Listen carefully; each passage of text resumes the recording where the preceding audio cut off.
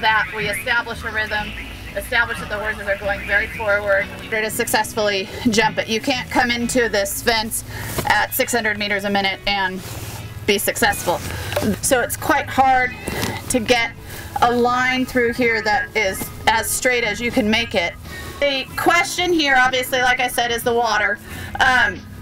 The idea is that I'm going to jump a little bit right of center here, open my left rein, actually take both hands a little left to put in a bending 3 strides here in the water. We're lucky here at Kentucky that the water actually stays quite shallow. So as far as keeping a horse's balance, it's a lot nicer than a place that has a really deep water. And then keeping my eyes up, and it's a bending 4 strides out to sea. The thing you don't want to have is a bad jump here and then have the horse questioning what you're asking it to do as it comes to something that's quite technical.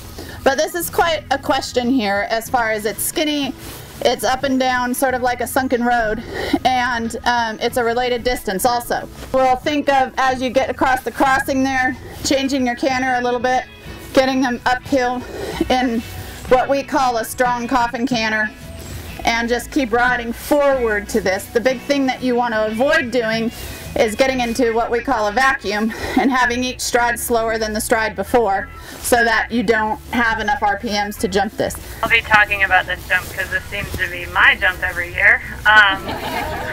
Every year I get, in the last 2 years, I've gotten multiple photo sequences from multiple photographers of me with my butt above my head. So I'm going to try to improve upon that this year for sure. I would say this is the first really tough question on the course. This fence here, 13 ABC.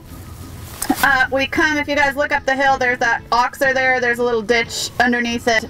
For me, about where that tower or the speakers are is where I'm going to think of changing the balance of my horse's canter. This is a question that you can actually jump very forward. It's meant to be that you keep your rhythm and your length of stride through the combination. The question is jumping 13A here,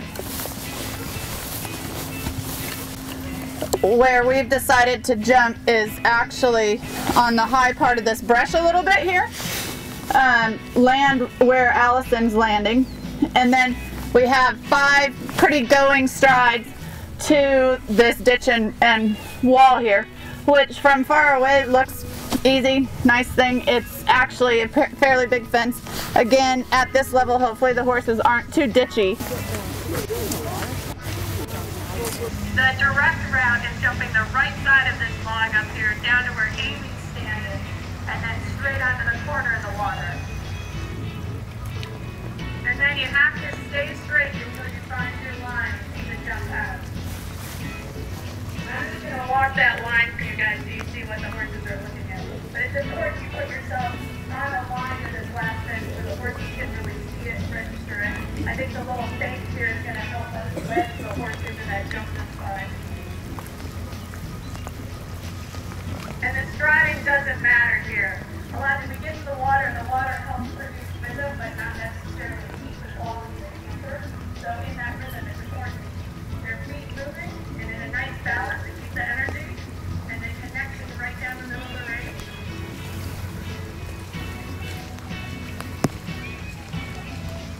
Probably from here, from the head, the horse will take the one stride up and pop right over and out. So we're just going to do a quick demo to show you guys how this works. It's kind of a neat new piece of safety equipment that you'll see out on the course tomorrow. It's powered by a CO2 canister. They have been very popular over in England. A lot of the top riders there started wearing them last year, and now they've made their way to the United States. So everyone pay attention. We hope we won't see a lot of these deploying tomorrow.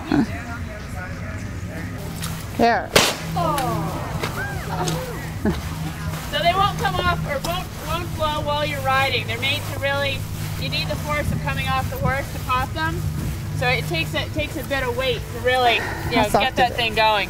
And you'll see most of these going off at the end of cross country when people forget to unattach the landline.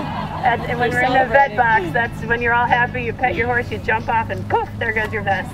Okay, 7, 1, 3, 5, 2, 9.